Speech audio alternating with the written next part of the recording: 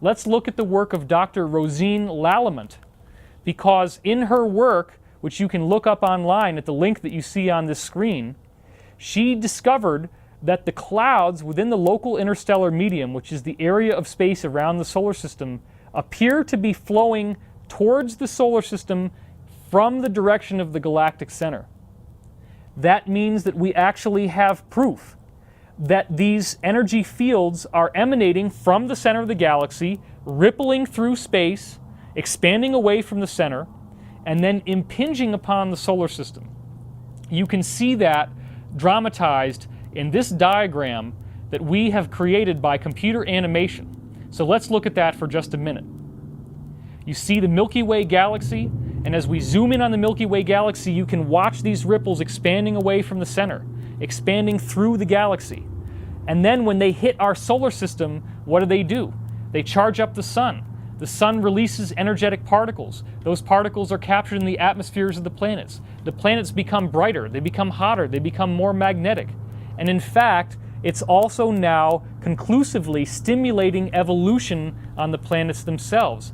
When you look again at the 62 million year cycle discovered by Drs. Mueller and Rode, you're seeing the actual signatures of these galactic energy waves rippling through the solar system, colliding with our Earth, and reprogramming the DNA on the Earth. I just showed you in this video how the salamander's egg can be shined through with a laser and redirected into a frog's egg, and the frog's egg then completely metamorphosizes into a salamander. I showed you chicken eggs that were hatched after being zapped with energy from a duck, and they came out as half duck, half chicken. I showed you how lactose-intolerant bacteria would spontaneously evolve a mouth that could digest lactose. I showed you the Italian wall lizard that in the presence of a vegetarian diet completely rewrote his DNA to become vegetarian and to create cecal valves in his digestive tract that allowed him to be able to digest plants. And I showed you a lizard, the anole, that was able to make his legs first longer to run away from a predator and then shorter when he had to run up into the trees. So you're seeing now that life is a field. DNA does not evolve randomly. DNA is an intelligent template, and the template listens to what's going on in nature. The template pays attention to what's happening in its environment, and it makes changes accordingly. But more importantly, what you're now seeing suggests that the galaxy itself has the information that is causing human evolution to be dramatically speeding up. So do we have any evidence that in fact human evolution is dramatically speeding up? We've looked at the fossil record and we've seen examples of other species that can clearly be energetically reprogrammed. We've seen these 62 million year waves of energy coming through. We know that we're at the end of a 62 million year wave of energy right now. We've seen that the galaxy actually does have ripples of redshift, and that Aston's equations show us that those ripples correspond to planes of existence or densities of energy within the quantum medium. So this quantum medium can reprogram DNA. And we have evidence that it's actually happening to our own DNA. We can look and see that human evolution is speeding up. Look no farther than the work of Dr. John Hawks, an anthropologist from the University of Madison, Wisconsin. He studied rapid evolution, or what's called positive selection, in human beings. And what he found was that in the last 5,000 years, human evolution is now moving 100 times faster. Specifically, as you look to the last 40,000 years, he said that during that time, we have been going through what he called supercharged evolutionary change. The most unusual discovery that John Hawks came up with is that we are more genetically different from people 5,000 years ago, that means 3000 BC, than they are from the Neanderthals. In other words, if you take someone from 3000 BC, they are more similar to a Neanderthal than they are to us. That completely flies in the face of how most of us think that the human being as it is now is pretty much the same as it's always been, and that nothing much has changed. This mainstream media link from the Daily Galaxy is one of the ones that shows you where this was published, so you can go back and look at it for yourself. And this link comes to you from the BBC News. So clearly this is not being hidden, it's right out there in the open. All I'm doing is taking these various elements and putting them together so you can see how, in fact, what's happening to the solar system right now is an energetic upgrade caused by these waves of energy from the galaxy rippling through and impacting on our solar system, reprogramming and rewriting DNA as we think of it right now.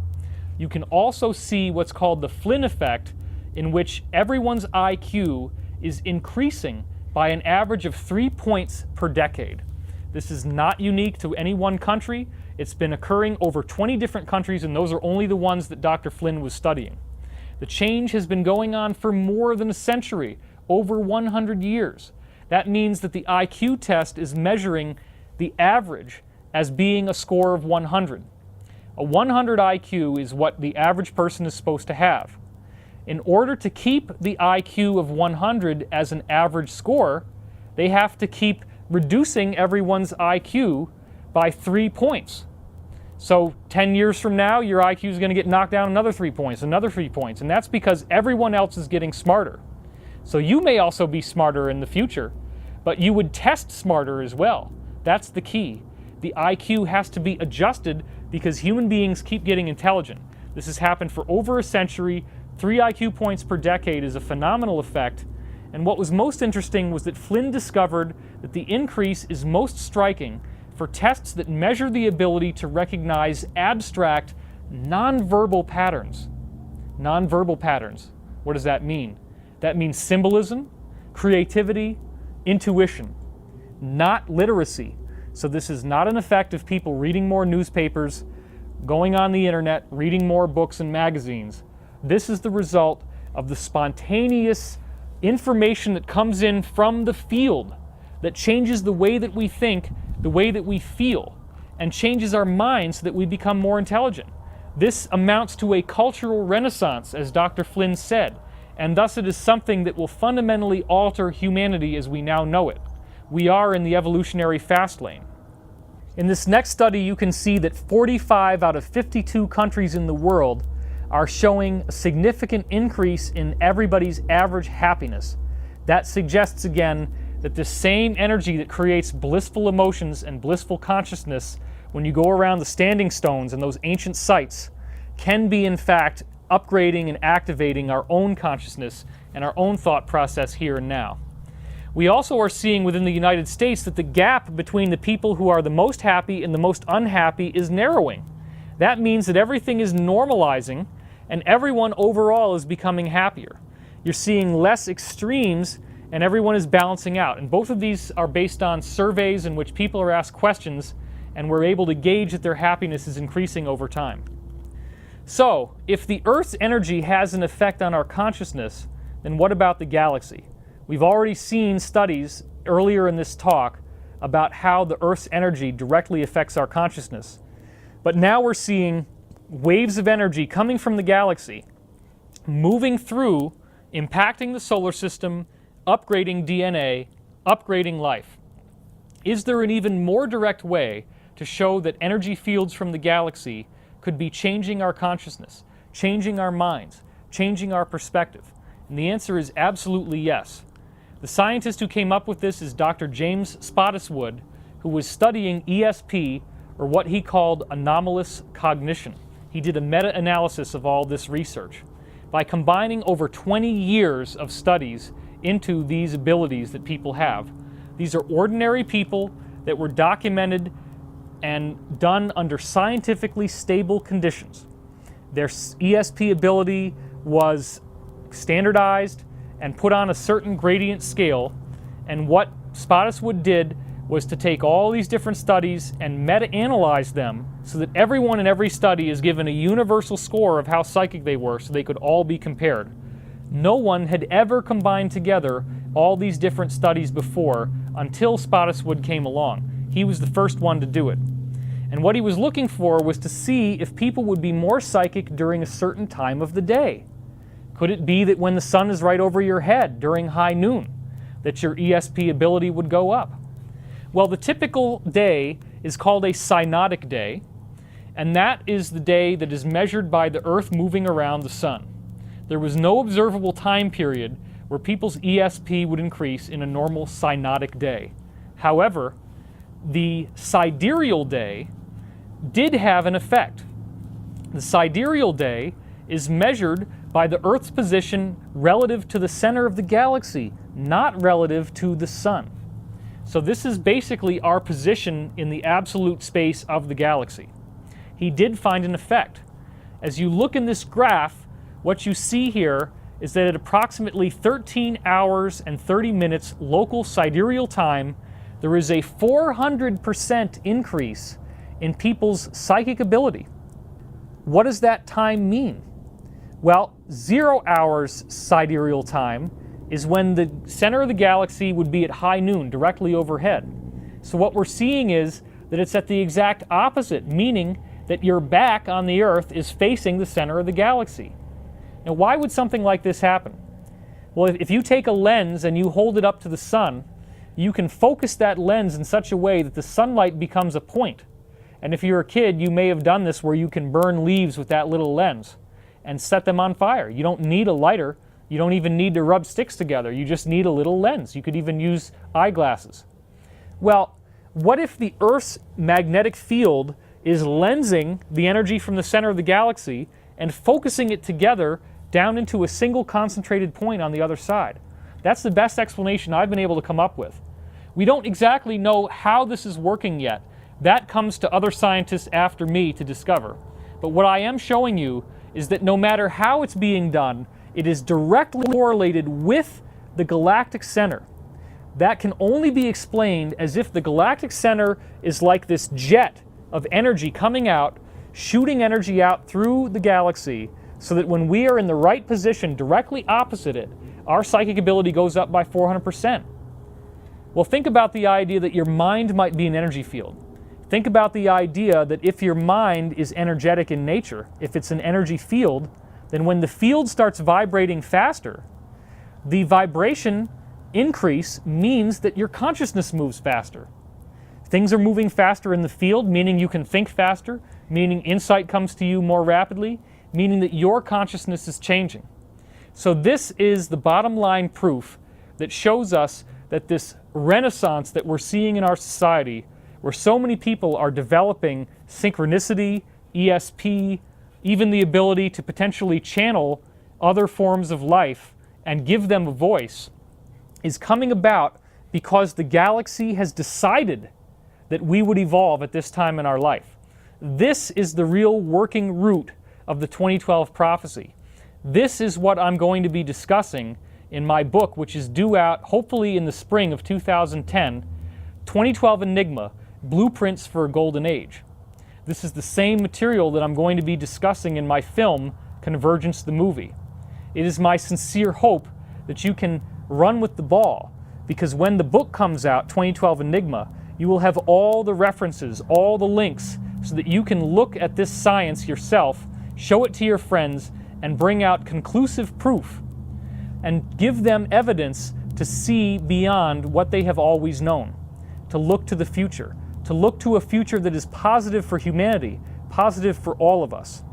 I also invite you to come and attend one of my Convergence seminars, because in those seminars, what you've just seen in this video represents only the beginning.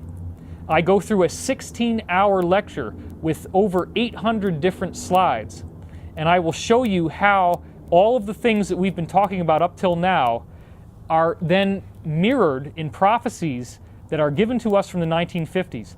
I read you what those prophecies are. This is also going to be done in the 2012 Enigma book. You're going to see the prophecies. You're going to understand what they say. You're going to see the Bible in a whole new way. You're going to see biblical prophecies that clearly establish that there is interplanetary climate change, that there is a spontaneous evolution that is likely to result from this. You will also hear about the Law of One series. The Law of One series in 1981 directly pinpointing the period of 2011 to 2013 as a time when there would be a spontaneous energetic metamorphosis of life on Earth. I'm putting out all the evidence, all the information publicly.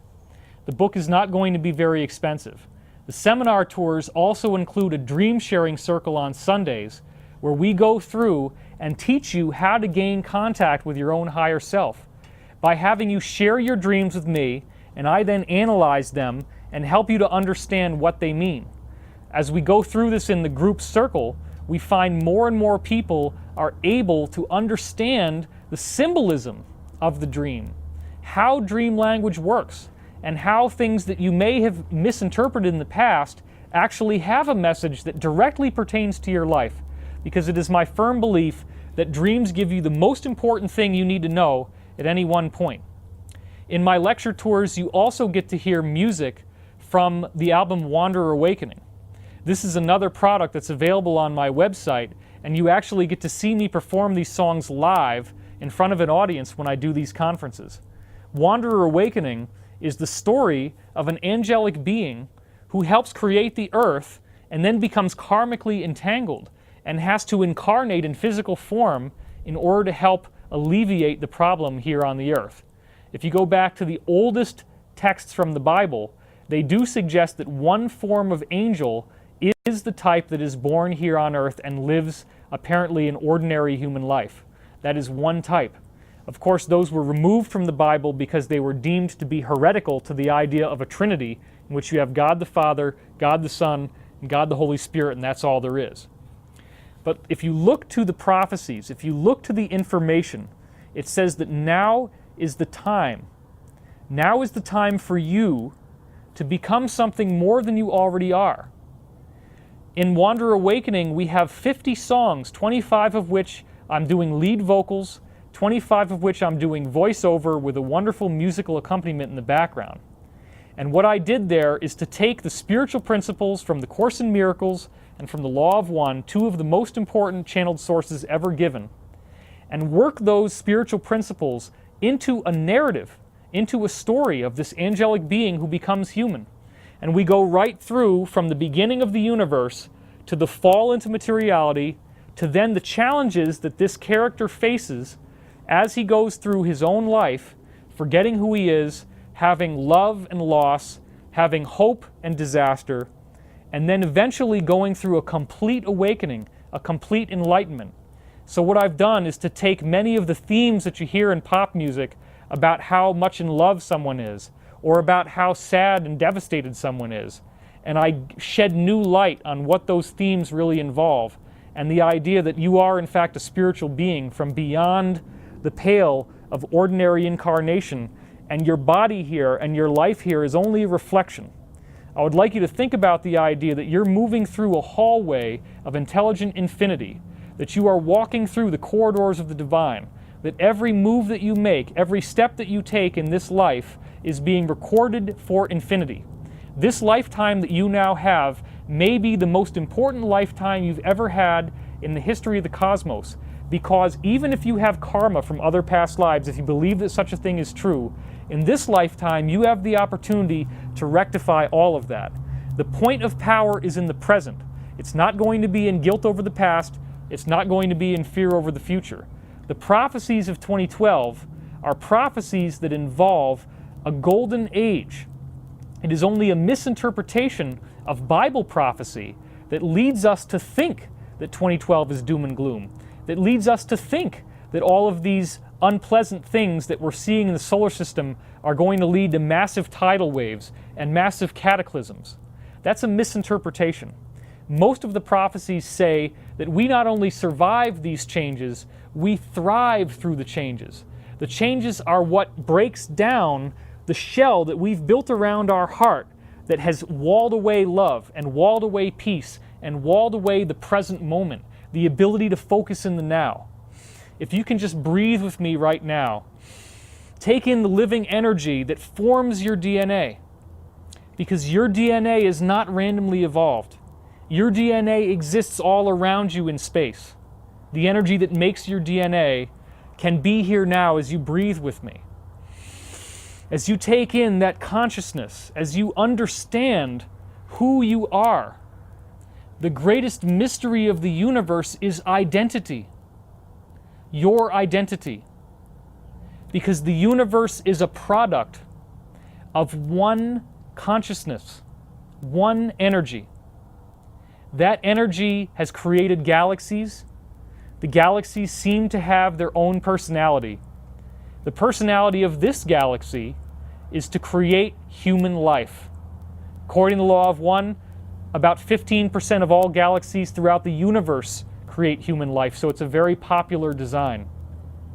That also means that if at some point there is a disclosure by the powers that be, whether it's Obama or another country, if that disclosure includes the idea that many extraterrestrial forms of life look and appear human just like us, now you know the answer as to how that paradox can be solved.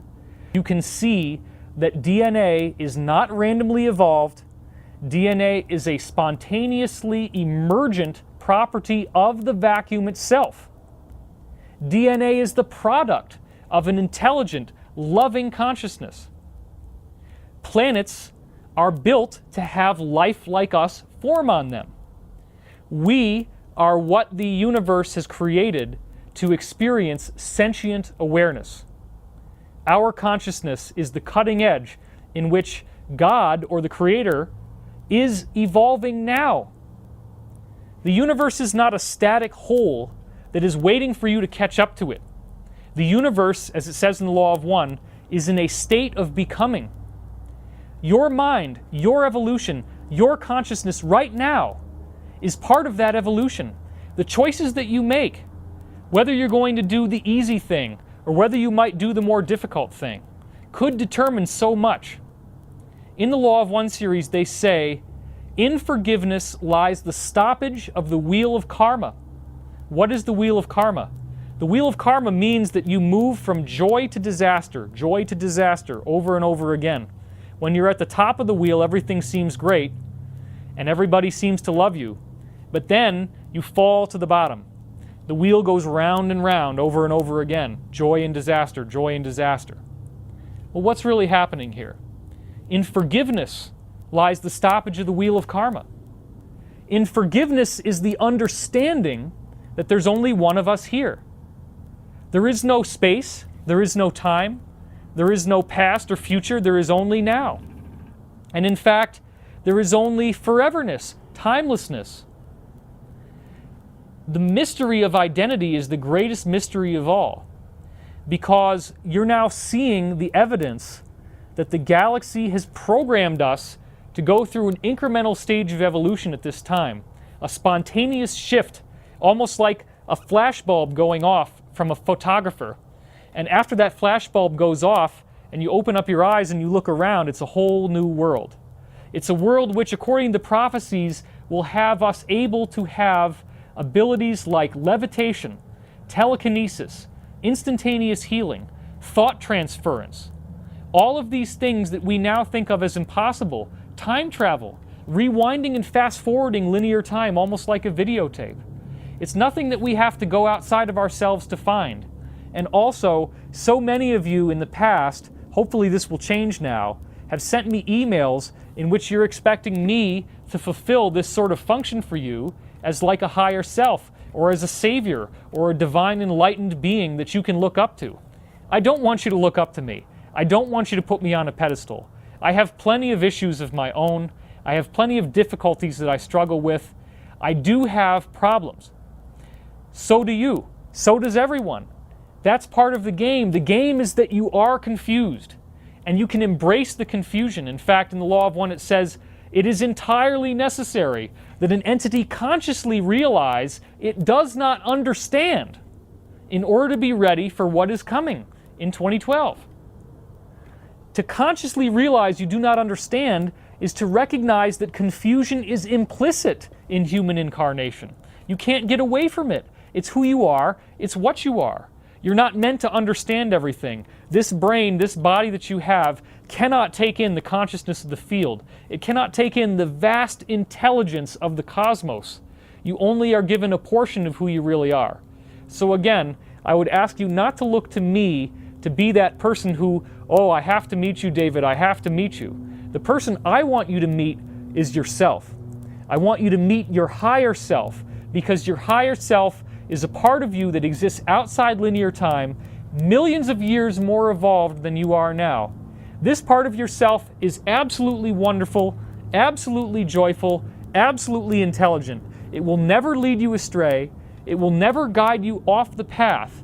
If you can learn to listen to what it has to say to you, it will only direct you in a way that will advance your evolution. The problem, if you want to call it that, is that sometimes what advances your evolution is very difficult. It's very painful. You can have things happen to you that seem to be disastrous. You can have a car crash. You could have a broken bone in your leg. You could have any number of financial catastrophes. You could have the person you love leave you. Well, here's the trick. If you don't love yourself, the universe does not send people to you who love you. The universe doesn't say, oh, I'm sorry that you're feeling bad. I'm going to send you love so that you'll be much better. No. The way the universe actually functions, which you learn about in sources of philosophy like the Law of One, is that if you don't love yourself, you've now created a field of attraction. And you're attracting to yourself people who don't love you. That's what happens when you don't love yourself.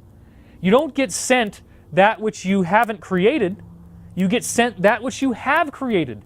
And you attract the like energy that you're putting out there. The universe does that deliberately so that when those unloving people come into your life, you will learn from them. You will learn to say no. This is not the power of now, this is the power of no. And the power of no is what comes to you when you learn to love yourself enough that you're not going to be manipulated. You're not going to be beholden to other people's negativity. When you look at the problems that we have on the earth now with the dreaded Illuminati or the New World Order, they're here by design. They're here because we attracted them here. They're here because they're fulfilling a function that stimulates the evolution of consciousness. Our consciousness is evolving by their presence. They are not simply villains who need to be eliminated. They are fulfilling a valuable function. By enslaving us, by manipulating us, by stealing our money, they are taking the power away from us that we have not acknowledged that we have. With all these technologies that I have showed you, with the limitless energy in the vacuum, we have the potential to eliminate fossil fuel, to eliminate the need to pay for energy. And with the elimination of scarcity comes the elimination of an economic system.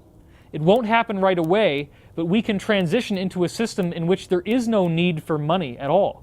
A system in which goods and services are provided by robots that we build, the technology that we build, the free energy devices that we build. But the universe cannot allow us to have that technology until we love and respect ourselves enough that we can use it responsibly. The family that we have, the galactic citizenry who's out there in the cosmos, who look human, almost the same as us, in many cases very similar to us, can't welcome us into their home until we are able to fundamentally rewrite the script that says that your God is different than my God, and therefore I'm going to kill you, I'm going to attack you, because my God is the good one. God is the universe. God is matter and energy and consciousness. There is nothing outside that universal consciousness. Almost every major religion on earth is monotheistic at its core and believes in one intelligent universal being that the universe has emanated from. Various enlightened teachers, as I said before, have given us knowledge based on their own perspective from their own culture. In many cases, human extraterrestrials, who we would call angels, have contacted these societies and given them messages of hope, messages of peace, messages of how to evolve. And then over time, you get the texts rewritten, you get cultural differences, you get semantic differences, and they become religions. They become stratified so that you don't just have one way of thinking. And that's okay. Everybody has their own path of how they can find to get back to the oneness. But again, your higher self does exist. If you identify qualities in someone like myself or someone else, and you admire those qualities, and you're sitting there hoping that you'll be able to meet a person like that, look no farther to the stillness of the quiet point within yourself that you can find in meditation. Because in the now, there is that contact with your higher self. You can simply breathe in the consciousness of the universe and be one with who you are right now. You can live that consciousness. You can fulfill the promise that, in fact, human becomes godlike. That is the promise that ultimately even is in the Bible. Because in John 14:12, Jesus actually says, "As I do these things," meaning the miracles, "so shall you do them, and greater things, for I go unto my Father." The Father is the field. The Father is the intelligence of the cosmos.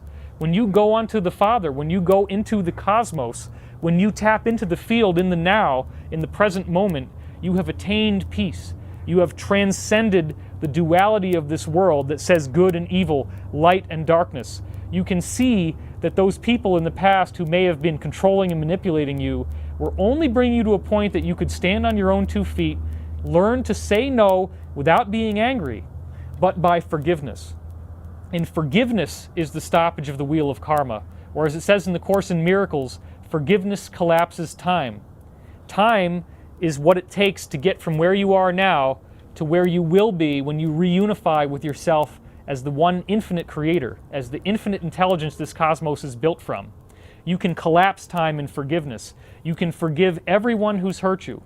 You can forgive yourself for not seeing the truth and the beauty of your own perfection. Once you see that truth and beauty, you'll realize there is only one of us here. And you are the light, you are the love, you are the one infinite creator. This is how it was, how it is right now, and as it always will be. There's nothing else, there is no one else. There's only one of us here. I want to thank you for watching this video, and may peace be with you. Congratulations, you now have your diploma. You're invited to the I Told You So party in 2013.